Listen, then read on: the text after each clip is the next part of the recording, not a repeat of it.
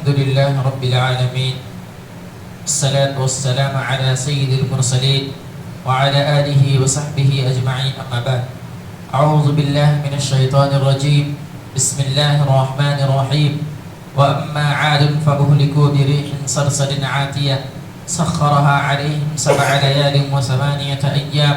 حصوما فترى القوم فيها صرعا كأنهم أعجاز نخل خالية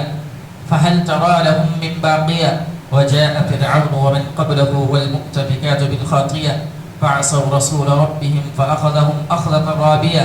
إنا لما طغى الماء حملناكم في الجارية لنجعلها لكم تذكرة وتعيها أذن واعية. سورہ حاقہ کی کچھ آیتیں ہیں. کل کے درس میں قوم سمود کے بارے میں بتلایا گیا کہ ان کی قوم نے کس طریقے سے حضرت صالح علیہ السلام کو جھٹلایا اور ان کے کارناموں کو، جو معجزے کے طور پر ایک اونٹنی آئی اور اس کو قتل کر دیا اور اسی طریقے سے اس کے پونچھ کو کاٹ دیا، جس کے بنا پر اللہ رب العالمین نے ان کو اپنے عذاب میں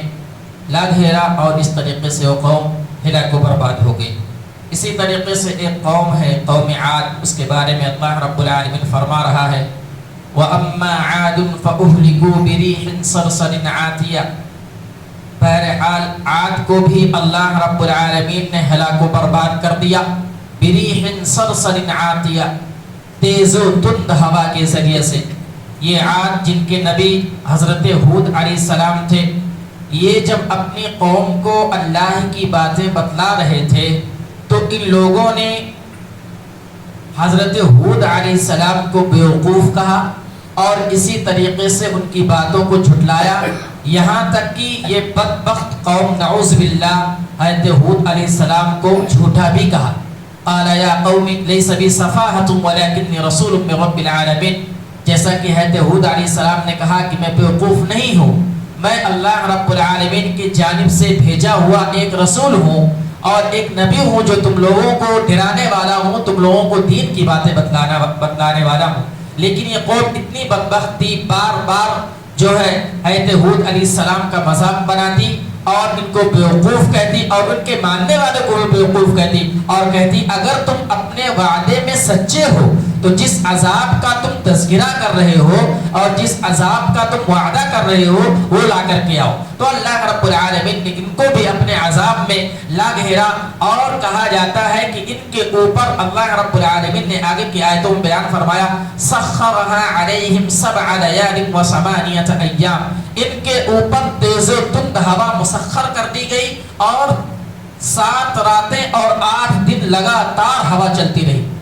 7 راتیں 8 دن لگاتار تیز و تند ہوا چلتی رہی، جس کی وجہ سے یہ ایسے عہدے منہ پڑے ہوئے تھے جیسے کھجور کے درخت ہوتے ہیں تنے اس طریقے سے پڑے ہوتے ہیں. اس طریقے سے یہ ہلاک و برباد ہو گئے. ان کا جرم کیا تھا؟ یہ اللہ کے نبی حضرت ہود علیہ السلام کی نافرمانی کرتے، ان کو بیوقوف کہتے اور ان کی باتوں کو جھٹلا رہے تھے، جس کی وجہ سے اللہ رب العالمین نے ان کو عذاب میں مبتلا کر لیا اور عذاب میں جکڑ لیا اور ان کے اوپر 7 راتیں 8 دن مسلسل بنا رکے مسلسل جو ہے یہ ہوائیں چلتی رہیں اور اللہ رب العالمین نے ان کو ہلاک و برباد کر دیا. فَتَرَى الْقَوْمَ فِيهَا صَرْعَا كَأَنَّهُمْ أَعْجَازُ نَخْلٍ خَاوِيَةٍ. پس تم اس قوم کو دیکھو گے ایسے عہدے منہ پڑے ہوئے تھے جیسے کھجور کے درخت پڑے ہوتے ہیں. تو اللہ رب العالمین نے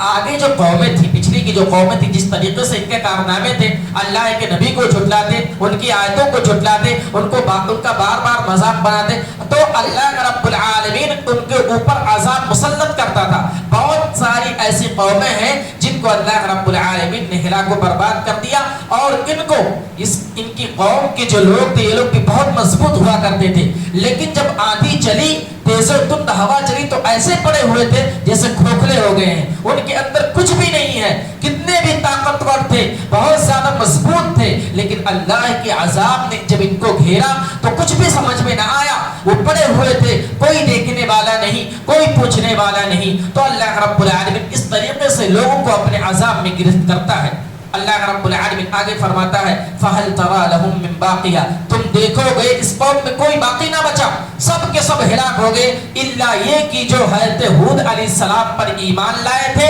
جو اللہ رب العالمین کی عبادت کرتے تھے اور حضرت ہود علیہ السلام کی باتوں پر لبیک کہتے تھے، ان کے علاوہ اس قوم میں کوئی نہ بچا، سارے کے سارے ہلاک و برباد کر دیے گئے۔ وَجَاءَ فِرْعَوْنُ وَمَنْ قَبْلَهُ وَالْمُؤْتَفِكَاتُ بِالْخَاطِئَةِ، فرعون اور اس کے پہلے کے لوگ اور جن کی بستیاں الٹ دی گئیں انہوں نے بھی خطائیں کی، یعنی اس سے مراد قوم لوط ہے۔ قوم لوط بھی بہت بدبخت قوم تھی، یہ عورتوں کو چھوڑ کر کے بچے جو ہوتے تھے، قوم لوط لواطت پہ اتر آئی تھی، ان کے اندر بھی بہت خطرناک بیماری تھی، ان کی خطائیں بہت زبردست تھی، اللہ رب العالمین نے ان کو بھی ہلاک و برباد کیا اور حضرت لوط علیہ السلام کو بچا لیا اور ان کے ماننے والوں کو بچا لیا۔ تو ایسی قومیں گزری ہیں جنہوں نے جب اللہ کی نافرمانیاں کی تو اللہ رب العالمین نے ان کو اپنے گرفت میں لے لیا۔ فَعَصَوْا رَسُولَ رَبِّهِمْ فَأَخَذَهُمْ أَخْذَةً رَابِيَةً، اور اپنے رب کے رسول کی نافرمانی کی، بلا آخر اللہ نے بھی زبردست گرفت کر لیا۔ یہ ان کے بارے میں ہے جن قوموں نے اللہ کو جھٹلایا، اللہ کی باتوں کو جھٹلایا اور اپنے نبیوں کو جھٹلایا۔ تو پہلے جس طریقے سے لوگ اللہ کو جھٹلاتے تھے تو اللہ تعالیٰ ان کے اوپر عذاب نازل کر دیتا تھا، ہلاک و برباد کر دیتا تھا، لیکن نبی اکرم صلی اللہ علیہ وسلم نے یہی ساری چیزیں دیکھ کر کے اللہ رب العالمین سے دعا کی کہ اللہ رب العالمین پہلے کی جو قومیں تھیں تیری نافرمانیاں کرتی تھی، تیری آیت کا مذاق بناتی تھی، ان کو تم نے ہلاک و برباد کر دیا، قوم کو برباد کر دیا۔ اے اللہ رب العالمین میرے قوم کے اوپر عذاب مسلط نہ کرنا، میرے قوم کے اوپر عذاب مسلط نہ کرنا، جس طریقے سے تو نے پہلے کے لوگوں کو برباد کر دیا اس طریقے سے میرے قوم کو ہلاک و برباد نہ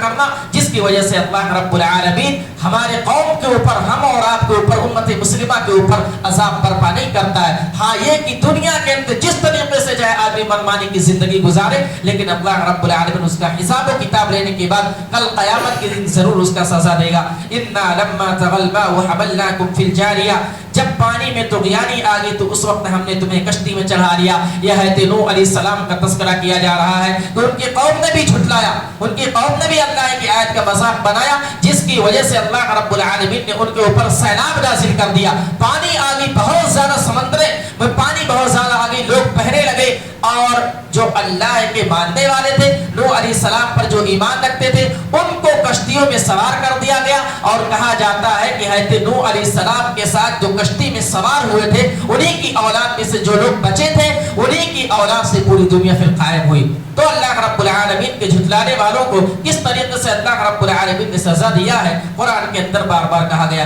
لِنَجْعَلَهَا لَكُمْ تَذْكِرَةً وَتَعِيَّهَا أُذُنٌ وَاعِيَةٌ، تاکہ اسے تمہارے لیے نصیحت اور یادگار بنا دے، یاد رکھنے والے کان اسے یاد رکھیں۔ یعنی یہ قرآن کے اندر اس کا تذکرہ اس لیے بار بار کیا گیا ہے کہ تاکہ تم قرآن کو پڑھ کر کے پچھلی قومیں جو تھیں، پچھلی امتیں جو تھیں، جو ان کے اندر کوتاہیاں اور خرابیاں تھیں، جس کی وجہ سے اللہ رب العالمین نے ان کو عذاب میں گرفت کیا اور اپنے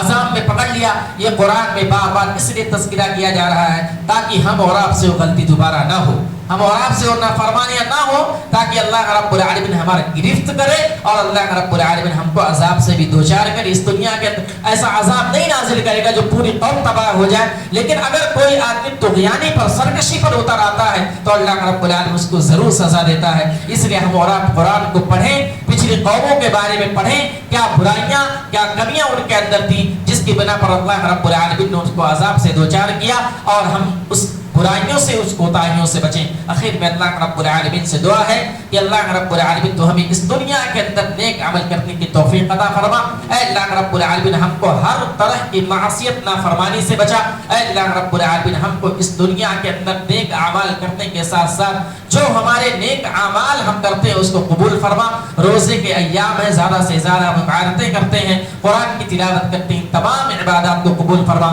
اے اللہ رب العالمین تو ہمیں کہنے سننے سے زیادہ عمل کرنے کی توفیق عطا فرما۔ آمین وآخر دعوانا ان الحمد للہ رب العالمین۔ السلام علیکم ورحمۃ اللہ۔